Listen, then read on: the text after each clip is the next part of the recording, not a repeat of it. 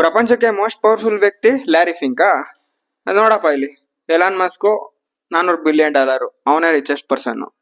ಹೌದು, ನೀನ್ ಹೇಳ್ತಿರೋದು ಕರೆಕ್ಟು. ಎಲಾನ್ ಮಸ್ಕ್ ಹತ್ರ $400 ಬಿಲಿಯನ್ ಪರ್ಸನಲ್ ನೆಟ್ ವರ್ತ್ ಐತೆ. ಆದ್ರೆ ಲ್ಯಾರಿ ಫಿಂಕ್ ಹತ್ರ $12 ಟ್ರಿಲಿಯನ್ ಅಸೆಟ್ ಐತೆ. ಸೊ ನಾನು ಇಲ್ಲಿ ರಿಚೆಸ್ಟ್ ಪರ್ಸನ್ ಬಗ್ಗೆ ಮಾತಾಡ್ತಿಲ್ಲ, ಪವರ್ಫುಲ್ ಪರ್ಸನ್ ಬಗ್ಗೆ ಮಾತಾಡ್ತಿದ್ದೀನಿ. ಆದ್ರೆ ಒಂದು ಥಿಂಗ್ ಇವ್ರಿಬ್ರಲ್ಲಿ ಕಾಮನ್ ಏನಂದ್ರೆ, ಇಬ್ರದ್ದು ನೆಟ್ವರ್ತು ಎಲ್ಲ ಶೇರ್ಸ್ ಅಲ್ಲೇ ಐತೆ. ಅವ್ರು ಯಾವಾಗ ಬೇಕೋ ಅವಾಗ ಸಡನ್ ಆಗಿ ಎಲಾನ್ ಮಸ್ಕಿಗೆ $400 ಬಿಲಿಯನ್ ಬೇಕು ಅಂದ್ರೆ ಸಡನ್ ಆಗಿ ಮಾರ್ಬಿಟ್ಟು $400 ಬಿಲಿಯನ್ ಅರೇಂಜ್ ಮಾಡಕ್ ಆಗಲ್ಲ. ಲ್ಯಾರಿ ಫಿಂಕ್ ಅವ್ರು ಬೇಕಾದ್ರೆ $400 ಬಿಲಿಯನ್ ಅರೇಂಜ್ ಮಾಡ್ತಾರೆ, ಯಾಕಂದ್ರೆ ಅವ್ರದ್ದು $12 ಟ್ರಿಲಿಯನ್. ಆದ್ರೆ ಎಲಾನ್ ಮಸ್ಕ್ ಅಲ್ಲಿ ಅಷ್ಟು ಅರೇಂಜ್ ಮಾಡಕ್ ಆಗಲ್ಲ. ಎಲ್ಲ ಅವ್ರದ್ದು 70% ಶೇರು ಟೆಸ್ಲಾದಲ್ಲಿ ಐತೆ. ಟೆಸ್ಲಾ ಶೇರ್ ಎಲ್ಲ ಮಾರ್ಬಿಟ್ಟು ಮಾಡಕ್ಕಾಗುತ್ತಾ? ಮಾರಿದ್ರು ಯಾರು ಬೈ ಮಾಡಕ್ ಚಾನ್ಸಸ್ ಐತೆ? ಲ್ಯಾರಿ ಫಿಂಕೆ ಮಾಡ್ಬೇಕು.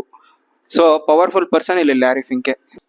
ತುಂಬಾ ಇಂಟ್ರೆಸ್ಟಿಂಗ್ ಆಗೈತೆ. ಹಂಗಾದ್ರೆ ಲ್ಯಾರಿ ಫಿಂಕ್ ಬಗ್ಗೆ ಅವ್ರ ಸ್ಟೋರಿ ಹೇಳ್ತೀಯಾ? ಅಫ್ಕೋರ್ಸ್ ಹೇಳ್ತೀನಿ. ಸೀರೀಸ್ ಬರುತ್ತೆ, ಇದರಲ್ಲಿ ಎಪಿಸೋಡ್ ಇರುತ್ತೆ, ನೋಡಿ, ಫಾಲೋ ಮಾಡಿ. Thank you.